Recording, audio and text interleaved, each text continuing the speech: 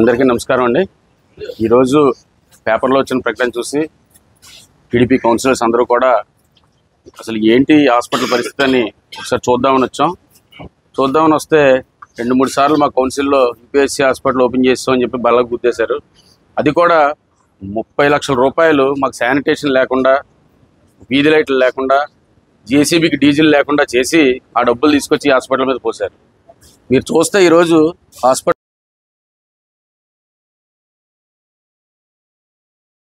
ఎవరు బిల్లు చేశారు ఇచ్చారు, ఆ బిల్లులో ఎవరెవరు కమిషన్లు అందాయి అన్న విషయం అందరికీ తెలిసిన విషయమే. గబా పెట్టేశారు. ఎక్కడా కూడా శానిటేషన్కి సంబంధించి కానీ, ఒక ల్యాబ్లో చేతులు కడుక్కునే పరిస్థితి కానీ, ప్లంబింగ్ వర్క్ కానీ లేదు. ఈరోజు మీరు చూస్తే చెప్తున్నారు బోరుబావులు ఎక్కడైనా ఉంటే పిల్లలు పడి చచ్చిపోతున్నారు అనుకుంటే వీళ్ళు డైరెక్ట్గా బోరుబావుని గదిలో పెట్టారు. ఈరోజు ఇందాక మీటింగ్ హాల్ మధ్యలో బోరుబావు పెట్టారు. అందులో ఏది పడిపోయినా ఏం చేసినా ఎంత ప్రమాదం అన్నది వీళ్ళకి తెలియట్లేదు. అలాగే ఈరోజు ఇది చూస్తే విషయం వెనకాతలు చూస్తే చాలామంది స్థానికులు చెప్తున్నారు చెత్తా చెదారం లోపలేస్తున్నారండి. అలాగే మరొక విషయం ఏంటంటే ఓపీ ఎంతమంది ఉన్నారు అంటే ఒక 50 మంది వరకు వస్తున్నారండి అన్నారు. ఇది సీజన్. ఈ సీజన్లో ప్రతి ఒక్కరికి డయేరియా కానీ, డెంగ్యూ కానీ, జ్వరాలు కానీ వస్తుంటే దాని ద్వారా రావచ్చు. ఆ రోజులో కూడా మేమేం చెప్పామంటే ఇక్కడ యూపీఎస్సీ చుట్టుపక్కల ప్రజలకు ఇబ్బంది, ఈ 4-5 స్టాఫ్ని తీసుకెళ్ళి మన హాస్పిటల్లో పెట్టండి చెప్తే వినకుండా తెచ్చారు.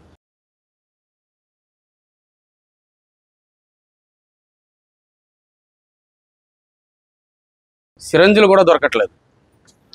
దీన్ని సమన్వయపరచుకోవడం వీళ్ళకి రాదు, అడ్మినిస్ట్రేషన్ తెలియదు. ఫస్ట్ నుంచి ఇదే చెప్పుకొస్తున్నాం అండి. ఆ మున్సిపల్ కార్పొరేషన్, మున్సిపల్ కౌన్సిల్లో కూడా ప్రతిసారి చెప్తుంది ఒకటే, వీధి లైట్లు లేవండి. 3.5 సంవత్సరాలుగా ఎన్ని వీధి లైట్లు ఇచ్చారు, మీరు ఏమైనా ఇచ్చారా అంటే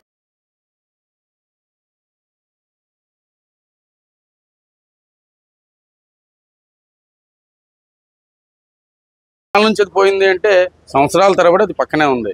ఈరోజు వైసీపీ వైస్ చైర్మన్ రామకృష్ణ గారు చెప్పారు 2 సంవత్సరాల క్రితం ట్రాక్టర్ ఇంజిన్ పోయిందండి అని. సార్ 3.5 సంవత్సరాలు మీ బోర్డు, మీ గవర్నమెంటు, మీ ఎమ్మెల్యే ఏం చేశారు సార్? ఎవరెవరికి ఇందులో ఎంతండి? ఇంజిన్ కాటాకేశారా, లేకపోతే వేరే బండికి అమ్మేసుకున్నారా? ఎవరు తీసుకున్నారు? ఈవెన్ ఆ బండికి కాపలా కాసే వాచ్మెన్ దగ్గర నుంచి దాన్ని మెయింటెనెన్స్ చేసే ఇంజనీరింగ్ డిపార్ట్మెంట్ వరకు ఎంతమంది ఉంటే అంతమంది మీద చట్టపరమైన చర్యలు తీసుకోవాలి.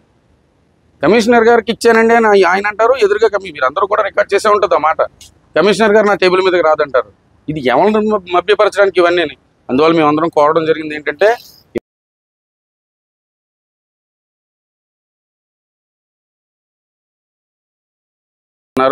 కనుక ఈ రోజు నుంచి మేము ఫస్ట్ నుంచి అడుగుతూనే ఉన్నాం కానీ మా మాట జరిగేది కాదు. ఈరోజు ప్రజలు వాళ్ళు చేసిన అవినీతిని పురస్కరించుకొని వాళ్ళని తిరస్కరించారు. ఇక నుంచైనా సరే ప్రజలు ఇచ్చిన తీర్పుని బట్టైనా మీరు మారాలి. మీరు మారకుండా ఇంకా అరుస్తాము, మేము ఏదో చేసేస్తామంటే జరగని పని అదండి. ఈరోజు మేము అడిగిన దానికి ఏ సమాధానం లేదు మీ దగ్గర. అందరూ తెల్లమొక్కలు వేసుకొని చూస్తున్నారు. మేము ప్రతి నెల మీటింగ్లు పెడుతున్నారట. మీటింగ్లు పెట్టి పని చేయించుకునే నాయకులు ఎందుకండి రాజీనామా చేసిపోవాలి? ఆ పని చేయలేని అధికారులు ఎవరైనా ఉంటే సెలవు పెట్టిపోవాలి, మాకు చేత కాదని. ప్రజలను ఇబ్బంది పెడతారు వీళ్ళందరూ. ఈసారి నుంచి ఎవరిని వదిలేదు లేదు. ఎవరైనా సరే వాళ్ళ పని వాళ్ళు చేసుకోవాలి. ఎందుకంటే వేలల్లో లక్షల్లో జీతాలు తీసుకుంటున్నారండి. జీతాలు తీసుకున్న తర్వాత ప్రజలకి వాళ్ళు సేవ చేయడానికి తప్పించి ఇంకా కమిషన్ రూపాయన డబ్బులు తీయడానికి, ఇలాంటి బిల్డింగ్లు కట్టి తీయడానికేనండి. సున్నాలేసి ఇచ్చేసారు పక్కన. ఈరోజు స్థానికులంతా ఎంత ఇబ్బంది పడుతున్నారు. ఆ రోజు 100 మంది పోలీసులు పెట్టి బలవంతంగా చేసి ఎలక్షన్ ముందు కావాలని చేసి ఏదో జగనన్న అక్కడ బట్టన్ నొక్కేశాడు, ఇక్కడ అయిపోయింది అంటారు. జగనన్న ఎందుకు బట్టన్ నొక్కుతాడండి? మా నర్సీపట్నం పురపాలక ప్రజలు మేము కట్టిన పన్నులతో ఈ హాస్పిటల్ కట్టించారు. 30 లక్షలు తెచ్చి మా డబ్బుతో కట్టారు. జగన్ ఎవరండి ఇవ్వడానికి?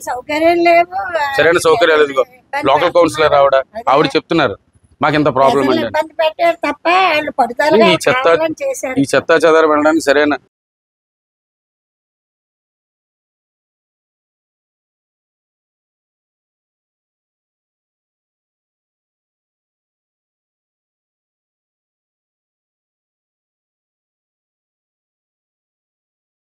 చేయించుకోగలం. మీరు కూర్చోండి, చూడండి, చూసి నేర్చుకోండి. అంతేగాని 2014లో మీరు చేయలేదు. వాళ్ళు గడ్డి తిన్నారండి, మీరు గడ్డి తింటారా? వాళ్ళు గడ్డి తిన్నారు ఆ టైంలో, మీరు గడ్డి తింటారా? ఏం మాట్లాడుతున్నారండి? ఒక అర్థం ఉండాలి. మనం ప్రజలతో ఎన్నుకోబడిన ప్రజాప్రతినిధులం. మనం ప్రజల కోసమే పనిచేయాలి. కాంట్రాక్టర్ కోసమో, నామినేషన్ వర్క్లు ఇచ్చిన కాంట్రాక్టర్ కోసమో మనం పనిచేయకూడదు. అలాంటి వాళ్ళని ఎంకరేజ్ చేస్తే ఇలాగే ఉంటుందండి. ఈరోజు చెప్తున్నారు ఏఈలు డిఈలు ఎంతమంది ఈ డిపార్ట్మెంట్లో ఎంక్వైరీ మీద తిరుగుతున్నారో. ఇంకా తిరుగుతారండి. వీళ్ళు చేసిన పాపాలు పండే రోజులు దగ్గరలోనే ఉన్నాయి. ప్రతి దాని మీద కూడా మేము ఎంక్వైరీలు వేయిస్తాము. ప్రతి ఒక్కరు కూడా సమాధానం చెప్పాల్సిన అవసరం ఉంది. హాస్పిటల్ డిజైన్ చేశారు, కానీ హాస్పిటల్ డిజైన్ ప్రకారం కాంట్రాక్టర్ కట్టలేదు. అలాగే కాకుండా కూడా దిగిపోయిందండి, బేస్మెంట్ కూడా దిగింది. కాంట్రాక్టర్ మీద ఏమన్నా సార్ ఇప్పుడు అదే చెప్తున్నాను సార్. ఈరోజు మా కౌన్సిలర్స్ అందరూ సాయంకాలం దీని మీద కాంట్రాక్టర్కి బిల్లులు ఓకే చేసిన ఎంప్లాయీ మీద కూడా మేము ఈరోజు కంప్లైంట్ పెడతాం. సర్టన్ డిపార్ట్మెంట్ ఎవరైతే ఉన్నారో కన్సర్న్ డిపార్ట్మెంట్కి ఆయన కూడా దీనికి సమాధానం చెప్పాల్సిన బాధ్యత ఉంది. దీని మీద కూడా ఎంక్వైరీ చేస్తామండి. మేము ఖచ్చితంగా దీని మీద కంప్లైంట్ పెడతాం. డిజైన్ ఒకలా ఉంది, నువ్వు కట్టింది ఒకలా ఉంది. ఈ ఎయిర్ క్రాక్స్ అంటారా? కాదు, అవి ఎయిర్ క్రాక్స్ వచ్చే క్రాక్స్ కాదండి, డైరెక్ట్గా వాటర్ దిగిపోతుంది.